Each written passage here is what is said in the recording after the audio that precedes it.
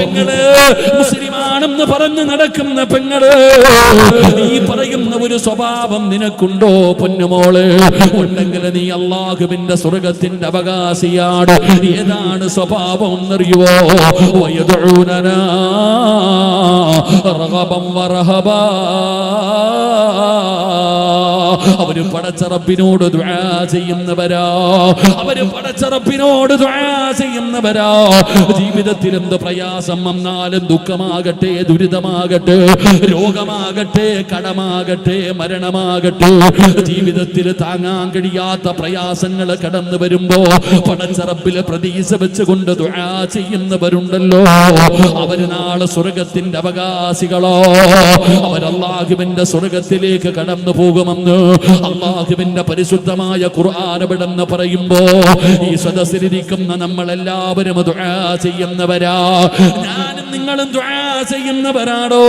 ദുആയിക്ക് കുറവൊന്നുമില്ലടോ, ദുആയിക്ക് കുറവൊന്നുമില്ല.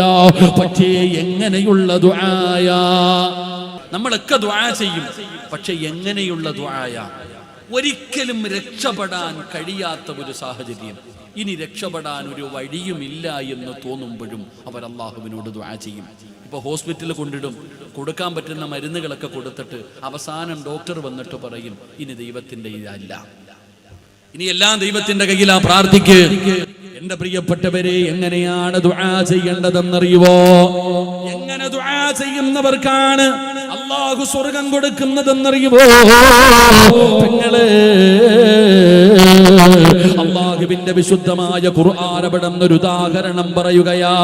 വദന്നൂനി ഇദ്ഹബ് മുഗാദിബൻ ഫളന്നൻ അല്ലൻ നഖ്ദിറ അലൈഹി ഫനാദാ ഫിൽ ളുമാത് അല്ലാ ഇലാഹ ഇല്ലാ അന്ത സുബ്ഹാനക ഇന്നി കുന്തു മിനൽ ളാലിമീൻ. യൂനുസ് നബി അലൈഹിസ്സലാം ചെയ്ത ദുആയാണ്. എവിടെ കടന്നാണ് ചെയ്യുന്നതെന്നറിയോ? കടലിൽ പോയവർക്കറിയാ, കടല് കണ്ടവർക്കറിയാ. പടച്ചവനെ, കടലിൽ അങ്ങ് ഉൾഭാഗത്തേക്ക് കടന്നു പോകുമ്പോൾ വല്ലാത്ത ആഴമാണ്, കടലിനടിയിൽ വല്ലാത്ത ഇരുളാണ്, കടലിനടിയിൽ വല്ലാത്ത ഇരുളാണ്. പടച്ചവനെ, ആ കടലിൽ വീഴുന്ന ഒരു മനുഷ്യന്റെ അവസ്ഥയെ കുറിച്ച് ചിന്തിക്കണോ എന്ന് പറയുന്ന മീന്, ആ മീന് കടലിന്റെ ഏറ്റവും അടിത്തട്ടിലാണ് ജീവിക്കുന്നത്. ആ തിമിംഗലം എന്ന് പറയുന്ന മീനിന്റെ വയറ്റിലാണ് മഹാനായ യൂനുസ് നബി അലൈഹിസ്സലാം കിടക്കുന്നത്. പടച്ചവനെ, ഇന്ന് നമ്മുടെ ബുദ്ധി കൊണ്ട് ചിന്തിക്കണോ, കടലിന്റെ അടിത്തട്ടിൽ കിടക്കുന്ന തിമിംഗലം എന്ന് പറയുന്ന ഒരു മീനിന്റെ വയറ്റിൽ ഒരു മനുഷ്യൻ പെട്ടുപോയാൽ, മീനിന്റെ വയറ്റിൽ വേണ്ട, വെള്ളത്തിൽ വീണാ രക്ഷപ്പെടുമോ? പടച്ചവനെ, കടലിൽ വീഴുന്ന ഒരു മനുഷ്യൻ എങ്ങനെ രക്ഷപ്പെടാരാ? പിന്നെയല്ലേ ഉൾക്കടലിൽ വീഴുന്നത്, പിന്നെയല്ലേ മീനിന്റെ വയറ്റിൽ കിടക്കുന്നത്. ആ യൂനുസ് നബി അലൈഹിസ്സലാം വനാദാ ഫിൽ ളുമാത്, മൂടിയ മീനിന്റെ വയറ്റിൽ കിടന്നിട്ട് യൂനുസ് നബിക്ക് രക്ഷപ്പെടാൻ ഒരു വഴിയുമില്ല, രക്ഷപ്പെടാൻ ഒരു പഴുതുമില്ല. ആ മീനിന്റെ വയറ്റിൽ കിടന്നിട്ടാണ് യൂനുസ് നബി വിളിക്കുന്നു, വനാദാ ഫിൽ ളുമാത് ലാ ഇലാഹ ഇല്ലാ അന്ത സുബ്ഹാനക ഇന്നി കുന്തു മിനൽ ളാലിമീൻ. ആമീനിന്റെ വയറ്റിൽ കടന്നുകൊണ്ട് പടച്ചവനെ വിളിക്കുകയാണ്. എന്റെ പ്രിയപ്പെട്ടവര്, അല്ലാഹു പറഞ്ഞ മറുപടി എന്തെന്നറിയുവോ? ഫലൗലാ അന്നഹു കാന മിനൽ മുസബ്ബിഹീൻ ലലബിസ ഫീ ബത്നിഹി ഇലാ യൗമി യുബഅസൂൻ. യൂനുസ് നബി എങ്ങാട് മീനിന്റെ വയറ്റിൽ കിടന്ന് ആ ദുആ ചെയ്തില്ലായിരുന്നെങ്കിൽ, ആ ദുആ ചെയ്തില്ലായിരുന്നെങ്കിൽ ഖിയാമത്ത് നാൾ വരെ ആ മീനിന്റെ വയറ്റിൽ കടക്കേണ്ടി വരുമായിരുന്നു എന്ന് അല്ലാഹ്. ആ മീനിന്റെ വയറ്റിനകത്ത് കടന്നപ്പോഴും രക്ഷപ്പെടാൻ ഒരു വഴിയില്ല. അപ്പോഴും യൂനുസ് നബി അല്ലാഹുവിനോട് പറഞ്ഞു, ലാ ഇലാഹ ഇല്ലാ അന്ത സുബ്ഹാനക ഇന്നി കുന്തു മിനൽ ളാലിമീൻ. ഇങ്ങനെ ദുആ ചെയ്യണം, ഇങ്ങനെ ദുആ ചെയ്യണം. നമുക്ക് അങ്ങനെ ഒരു സ്വഭാവമില്ല. നമുക്ക് എന്തെങ്കിലും വന്നു കഴിഞ്ഞാൽ നിരാശയാടോ, കല്യാണം കഴിഞ്ഞ് മക്കളില്ലാത്തവരില്ലേ? ഒരു സഹോദരൻ പറഞ്ഞു 8 വർഷമായി മക്കളില്ലെന്ന്. അള്ളാഹു മക്കളെ കൊടുത്ത് അനുഗ്രഹിക്കുമാറാകട്ടെ. ഇവിടെ നമ്മൾ വിചാരിക്കുന്ന എന്തേ, കൊല്ലങ്ങളായി മക്കളില്ലാതെ നടക്കുന്നവർ, വീടില്ലാതെ നടക്കുന്നവർ, പ്രയാസം കൊണ്ട് അനുഭവപ്പെടുന്നവർ, നമ്മൾ എന്തു പറയുന്നത്? കഴിഞ്ഞു, എല്ലാം അവസാനിച്ചു. ആര് പറഞ്ഞ് അവസാനിച്ചെന്നാണ്? ആരാ പറഞ്ഞത്? നീ എന്റെ അള്ളാഹുവിൽ പ്രതീക്ഷ വെക്കാത്ത എന്തേ? ഡോക്ടർമാര് പറയും നിനക്ക് കൗണ്ടിങ് ഇല്ല, അല്ലെങ്കിൽ ഗർഭപാത്രമില്ല, പലതും പറയും. നീ എന്തിനാ വിശ്വസിക്കുന്നേ? ഡോക്ടറല്ലല്ലോ അല്ല ഉണ്ടല്ലോ നിന്റെ കൂടെ. എന്റെ പ്രിയപ്പെട്ട ഉപ്പമാരോട്, ഉമ്മമാരോട്, എന്റെ സഹോദരിമാരോട് ഞാൻ ചോദിക്കുന്നു, മക്കളില്ലാത്ത നിനക്ക് എന്തേ നിരാശ വന്നത്? എന്തേ നിനക്ക് അല്ലാഹ്ക്ക് മക്കളെ തരാൻ കഴിയില്ലേ? നിനക്ക് വീട് തരാൻ കഴിയില്ലേ? നിന്റെ രോഗം മാറ്റാൻ കഴിയില്ലേ? നിന്റെ പ്രയാസം മാറ്റാൻ അല്ലാഹ്ക്ക് കഴിയില്ലേ? അള്ളാഹുവിന് കഴിയും സഹോദര. നീ ദുആ ചെയ്യ്. മക്കളില്ലാതെ കഷ്ടപ്പെടുന്ന എന്റെ പ്രിയപ്പെട്ട ദമ്പതിമാരോട് നിങ്ങൾക്ക് ഞാനൊരു ചരിത്രം പറഞ്ഞു തരാം. എങ്ങനെയാണ് ദുആ ചെയ്യേണ്ടതെന്നറിയോ? പടച്ചവനെ, ഫലസ്തീനിൽ സ്ഥിതി ചെയ്യുന്ന അതാ പരിശുദ്ധമായ ബൈത്തുൽ മുഖദ്ദസ് ഉണ്ടല്ലോ, ആ ബൈത്തുൽ മുഖദ്ദസിന്റെ മിഹ്റാബിനകത്ത് മറിയം എന്ന് പറയുന്ന ഒരു ചെറിയ പെൺകുട്ടി കഴിയുകയാണ്. പടച്ചവനെ, ഉമ്മ നേർച്ച ചെയ്തതാണ്. ഈസാ നബി അലൈഹിസ്സലാമിന്റെ ഉമ്മയായ മറിയം ബീബി റളിയല്ലാഹു തആല അൻഹ ആ പള്ളിയുടെ മിഹ്റാബിനകത്താണ് കഴിയുന്നത്. സക്കരിയ നബി അലൈഹിസ്സലാമാണ് മറിയമിനെ വളർത്തിയത്. പള്ളിയുടെ മിഹ്റാബിനകത്ത് കഴിയുന്ന മറിയം എന്ന് പറയുന്ന പൊന്നാര മകളുടെ ചാരത്തേക്ക് കടന്നു ചെല്ലുമ്പോ സക്കരിയ നബി കാണുന്ന കാഴ്ച എന്താ? പടച്ചവനെ, മറിയം പഴം കഴിച്ചു കൊണ്ടിരിക്കുകയാണ്. മറിയം എന്ന് പറയുന്ന 11 വയസ്സിന്റെ താഴെ പ്രായമുള്ള മകളുണ്ടല്ലോ, അവിടെ നിന്ന് പഴം തിന്നുകൊണ്ടിരിക്കുകയാണ്. പടച്ചവനെ, സക്കരിയ നബിക്ക് അത്ഭുതമായി. കാരണം ഈ പഴം ഈ നാട്ടിൽ പോലും കിട്ടാത്ത സമയമാ. ഫലസ്തീനിൽ പോലും ഈ പഴം കിട്ടാറില്ല. ആ പഴത്തിന്റെ സീസണല്ല. പിന്നെ എങ്ങനെയാണ് പള്ളിയുടെ മിഹ്റാബിനകത്ത് മറിയമിന് പഴം വന്നത്? അതാ മഹാനായ സക്കരിയ നബി അലൈഹിസ്സലാം അവിടെ നിന്ന് ചോദിക്കുന്നു, മറിയമേ, എവിടെ നിന്നാ മോളെ? ഈ പഴം എവിടെ നിന്നാ മോളെ? മറിയം ബീബി റളിയല്ലാഹു തആല അൻഹ പറയുകയാ, ഖാലതു ഹുവ മിൻ ഇൻദില്ലാഹ്, എനിക്ക് പടച്ച റബ്ബ് തന്നതാ, എനിക്ക് പടച്ച റബ്ബ് തന്നതാ. സീസൺ അല്ലാത്ത സമയത്ത് പള്ളിയുടെ മിഹ്റാബിനകത്തിരിക്കുന്ന മറിയമിന് പഴം കൊടുക്കാൻ അല്ലാഹുവിന് കഴിയുമല്ലോ. പടച്ചവനെ, മറിയം ബീബിയുടെ മറുപടി കേട്ടപ്പോ സക്കരിയ നബി അലൈഹിസ്സലാം അല്ലാഹുവിനോട് ദുആ ചെയ്യുകയാ. എന്താണ് ദുആ ചെയ്തതെന്നറിയുമോ? ഖാല റബ്ബി ഇന്നി വഹനൽ അദ്മു മിന്നി വസ്തഅല റഅസു ശൈബാ വലൻ അകും ബിദുആഇക റബ്ബി ശഖിയാ. സക്കരിയ നബി അലൈഹിസ്സലാം അല്ലാഹുവിനോട് പറയുകയാ, പടച്ചവരേ, എനിക്കും മക്കളില്ല തമ്പുരാനെ, എനിക്ക് മക്കളില്ല തമ്പുരാന്. പടച്ചവനെ, സക്കരിയ നബി അല്ലാഹുവിനോട് പറയുകയാണ്, എനിക്ക് പ്രായമായി പടച്ചവന്, എന്റെ എല്ലുകൾ പൊടിഞ്ഞു തുടങ്ങി പടച്ചവര്, എന്റെ എല്ലുകൾ തോലിൽ നിന്ന് വിട്ടു തുടങ്ങി പടച്ചവര്. ആ പ്രായമുള്ള മനുഷ്യനാണ് പടച്ചവനെ, കൗണ്ടിങ് കുറവായവനാണ്. ഈ വഅദ് കേൾക്കാമെന്ന സഹോദരങ്ങളോട് പറയുകയാ, സക്കരിയ നബിയുടെ പ്രായം എത്രയാണെന്നറിയുവോ? പടച്ചവനെ, 120ാമത്തെ വയസ്സിനോട് അടുക്കുകയാണ്. ഏകദേശം 120ഓളം വയസ്സുണ്ട്. ആ വൃദ്ധനായ സക്കരിയ നബി ഇന്നത്തെ ഡോക്ടർമാര് പറയുമല്ലോ മക്കൾ ഉണ്ടാകില്ല എന്ന്. 40 കഴിഞ്ഞാൽ, 50 കഴിഞ്ഞാൽ, 60 കഴിഞ്ഞാൽ മക്കൾ ഉണ്ടാകാൻ സാധ്യതയില്ലെന്ന് പറയുമ്പോ 120ഓളം വയസ്സെടുത്തിരുന്ന സക്കരിയ നബി അല്ലാഹുവോട് പറയുകയാ, പടച്ചവനെ, എനിക്ക് മക്കൾ ഉണ്ടാകാൻ സാധ്യതയില്ല പടച്ചവര്. കാരണം ഞാൻ പ്രായമായി, വൃദ്ധനായി, ഒരുപാട് പടച്ചവനെ, എനിക്ക് ഒരുപാട് ന്യൂനതകളുണ്ട്. എന്നിട്ട് മഹാനായ സക്കരിയ നബി അല്ലാഹുവോട് പറയുകയാ, അല്ലാഹുവിനോട് പറയുകയാ, കാനത് ഇംറഅതി ആഖിറാ, പടച്ചവനെ എന്റെ ഭാര്യയ്ക്കും പ്രായമായി തമ്പുരാന്. പെങ്ങളെ നിനക്ക് മനസ്സിലാകുന്ന രീതിയിൽ പറഞ്ഞ മെൻസസ് നിലച്ചു കഴിഞ്ഞു. 40, 50, 55, 60 വയസ്സായാൽ പെണ്ണിന്റെ മെൻസസ് നിലച്ചു കഴിഞ്ഞല്ലോ. പിന്നെ മക്കളുണ്ടാകില്ലല്ലോ. അതുപോലെ എന്റെ ഭാര്യയുടെ അവസ്ഥയും അങ്ങനെയാ പടച്ചവര്. ഞങ്ങൾ രണ്ടുപേരും പ്രായമുള്ളവരാണ് തമ്പുരാന്. മക്കളുണ്ടാകാൻ ഒരു സാധ്യതയുമില്ല അല്ലാ. പക്ഷേ നിനക്ക് കഴിയും തമ്പുരാന്. ഞങ്ങൾക്ക് മക്കളെ തരാ നിനക്ക് കഴിയും തമ്പുരാന്. അതുകൊണ്ട് എനിക്കൊരു മകനെ വേണമല്ലാ. സക്കരിയാ നബി അലൈഹിസ്സലാം പടച്ച റബ്ബിനോട് ദുആ ചെയ്യുമ്പോ പെങ്ങളെ സക്കരിയാ നബി തന്റെ വീട്ടിൽ ചെന്നിട്ട് തന്റെ ഭാര്യയോട് പറഞ്ഞു, പെണ്ണ് നീ പ്രസവിക്കാൻ പോകുകയാണ്, നിനക്കൊരു ആൺകുഞ്ഞ് ജനിക്കാൻ പോവുകയാണ്. സക്കരിയാ നബിയുടെ ഭാര്യ ചോദിച്ചു, അത്രേ പ്രായം ചെന്ന ഞാനോ? പ്രായം ചെന്ന ഞാൻ പ്രസവിക്കാനോ? എടോ 120ഓളം വയസ്സുള്ള സക്കരിയാ നബി അലൈഹിസ്സലാം അല്ലാഹുവോട് പറയുന്നു, എനിക്ക് ആരോഗ്യമില്ല, പ്രശ്നങ്ങളാണ്, ബുദ്ധിമുട്ടാണ്, പ്രായമാണ്, എല്ലാം ശരി, എന്റെ ഭാര്യയും അങ്ങനെ തന്നെയാണ്. പടച്ചോനെ നിനക്ക് കഴിയും എനിക്കൊരു കുഞ്ഞിനെ തരാൻ. അള്ളാഹുവിനോട് ദുആ ചെയ്തു. അള്ളാഹു യഹ്യ എന്ന് പറയുന്ന ഒരു പൊന്നുമോനെ കൊടുത്തു. അള്ളാഹു നമുക്ക് ഈമാൻ നൽകുമാറാകട്ടെ. ഉറക്കെ പറ, അള്ളാഹു ഈമാൻ നൽകുമാറാകട്ടെ. ഈ ദുആയാണ് നമുക്കും വേണ്ടത്.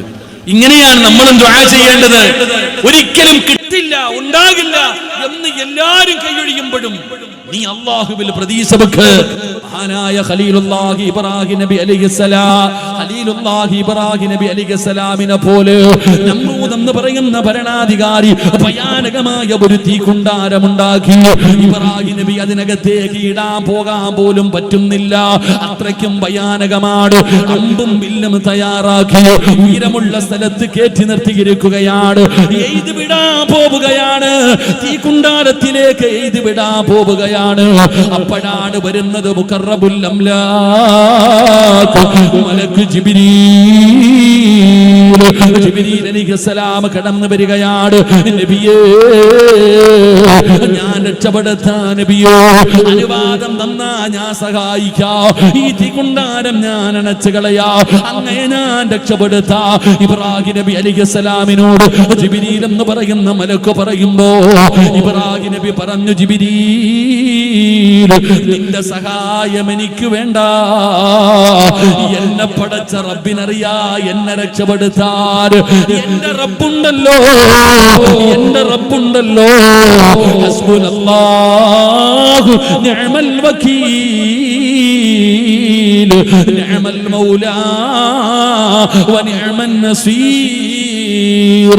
പടച്ച റബ്ബുണ്ടോ, പടച്ചവനെ. അതാ ഇബ്രാഹിം നബി അലൈഹിസ്സലാം നമ്രൂദിന്റെ തീക്കുണ്ടാരത്തിനകത്ത് നിന്ന് റുകൂനി ബർദൻ വസലാമൻ അലാ ഇബ്രാഹിം.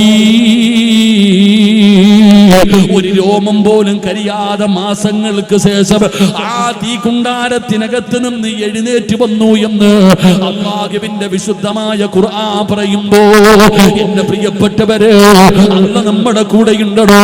രോഗമാണോ, പ്രയാസമാണോ, കടമാണോ, ദുരിതമാണോ, ജീവിതത്തിൽ എന്ത് പ്രയാസം വന്നാലും പടച്ച റബ്ബിനോട് നീ ചോദിക്കാൻ മടിക്കരുത്. അല്ലാഹു നിന്റെ കൂടെയുണ്ട്, അല്ലാഹു നിന്നെ സഹായിക്കുമെന്നുള്ള ബോധമുണ്ടല്ലോ. ആ വിശ്വാസമാണ് നമുക്ക് വേണ്ടത്. റബ്ബിനോട് ദുആ ചെയ്യൂ. പ്രയാസമുണ്ടാകുമ്പോ ഒരുമിച്ചിരുന്ന് റബ്ബിനോട് കരഞ്ഞുകൊണ്ട് ദുആ ചെയ്യൂ. നിന്റെ വാപ്പ അങ്ങനെ ആയിരുന്നല്ലോ. വാപ്പയ്ക്ക് എന്തെങ്കിലും പ്രയാസം വന്നാ വാപ്പ പടച്ച റബ്ബിന്റെ പള്ളിക്കകത്ത് പോയിരുന്ന് ദുആ ചെയ്യുമായിരുന്നു. അതാ സാമ്പത്തികമായി, മാനസികമായി, ശാരീരികമായി നമ്മുടെ മുൻഗാമികളുടെ ജീവിതത്തിൽ നമ്മുടെ മാതാപിതാക്കളോ എന്തെങ്കിലും പ്രയാസം വന്നാ അവര് കള്ളുഷാപ്പിൽ പോകുകയില്ല, റോഡിന്റെ സൈഡിൽ പോകുകയില്ല, കടലോരത്ത് പോയിരിക്കില്ല. അല്ലാഹുവിന്റെ പള്ളിക്കകത്ത് പോയിട്ട് നിസ്കരിച്ചിട്ട് നിന്റെ ബാപ്പയിരുന്ന് ദുആ ചെയ്യുമായിരുന്നു.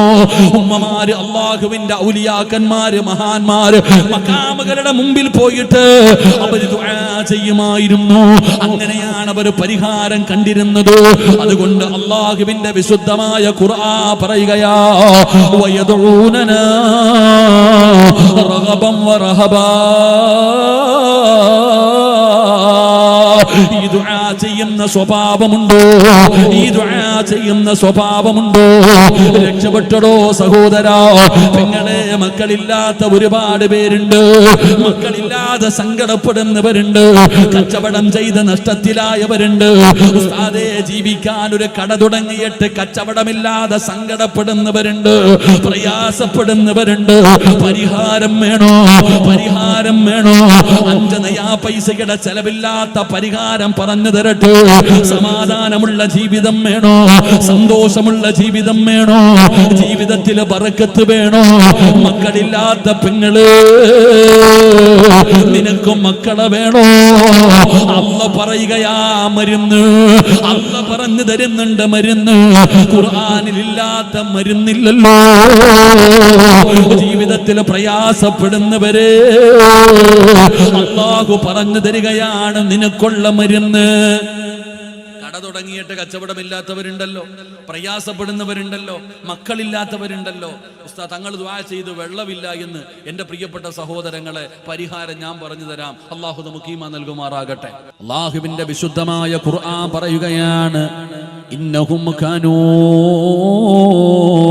യുസാരിഊന ഫിൽ ഖൈറാത്ത്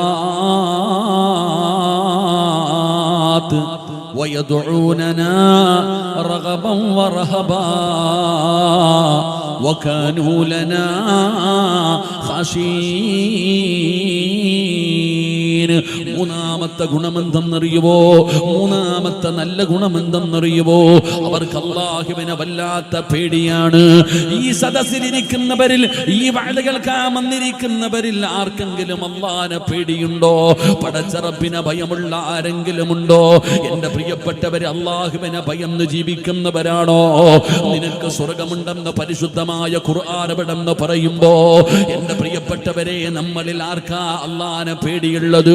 അല്ലാഹുവിനെ പേടിയുള്ളവരാരാടോ?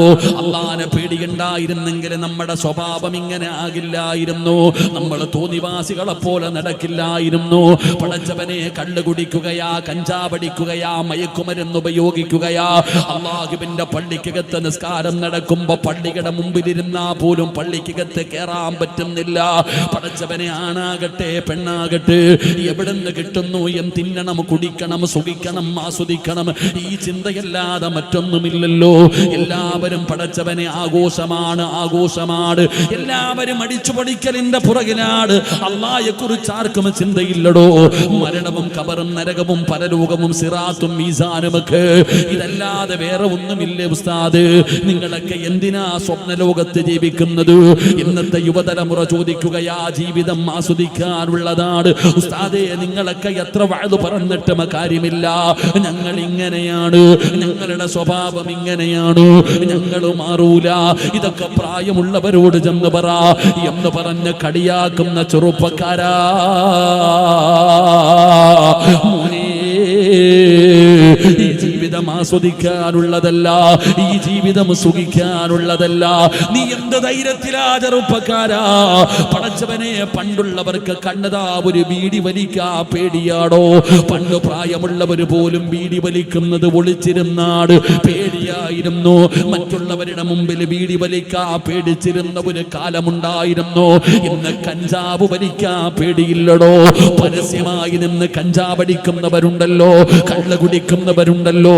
ഇന്നത്തെ തലമുറയ്ക്ക് പാപം ചെയ്യാ പേടിയില്ലടോ. പണ്ടൊരു പെണ്ണിന്റെ ശരീരത്ത് തൊടാനൊരു പെണ്ണിനെ നോക്കാനൊരു പെണ്ണിന്റെ കൂടെ നടക്കാ പേടിയായിരുന്നു. ഇന്ന് കൈപിടിച്ചുകൊണ്ട് നടക്കുന്ന കാലവാ. ഇന്ന് പേടിയില്ലടോ. അല്ലാഹുവിന്റെ വിശുദ്ധമായ ഖുർആൻ പറഞ്ഞു, വലാ തഖറബുസ്സിനാ ഇന്നഹു കാന ഫാഹിശാ വസാഅ സബീലാ. നിങ്ങൾ അതിലേക്ക് അടുക്കുന്ന കാര്യം പോലും ചെയ്യരുത്. ഇന്ന് ദീനില്ലാതെ പോയടോ. ഇന്നത്തെ ഉമ്മത്തിന് ദീനില്ലാതെ പോയടോ.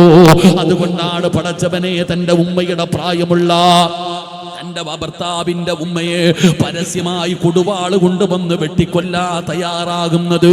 പടച്ചവനെ, കാമുകിയുമായി ശാരീരികമായി ബന്ധപ്പെട്ട് തനിക്കുണ്ടായ കുഞ്ഞിനെ ജീവനോട് ആ ചോര പൈതലിനെ കൊല്ലാൻ തോന്നിയല്ലോ. പടച്ചവനെ, പിഞ്ചു കുഞ്ഞുങ്ങളെ കൊല്ലാ തോന്നുന്നുണ്ടല്ലോ. തന്റെ മുട്ടുകാല് കൊണ്ട് ജനിച്ചത് മുതൽ അതാ അവസരം കാത്തുകിടന്ന് അല്ലാഹു തന്ന കുഞ്ഞിനെ തന്റെ മുട്ടുകാല് കൊണ്ട് കൊണ്ട് ഞെരുക്കി കൊല്ലാൻ ഇന്നത്തെ തലമുറ തയ്യാറാകുന്നതിന്റെ കാരണം എന്തടോ? എന്റെ പ്രിയപ്പെട്ടവരെ, എല്ലാവർക്കും പണം മതിയടോ. ഇന്നത്തെ യുവതലമുറയുടെ കൺസെപ്റ്റ് എന്തെന്നറിയുമോ? അവർക്ക് പണം മതി.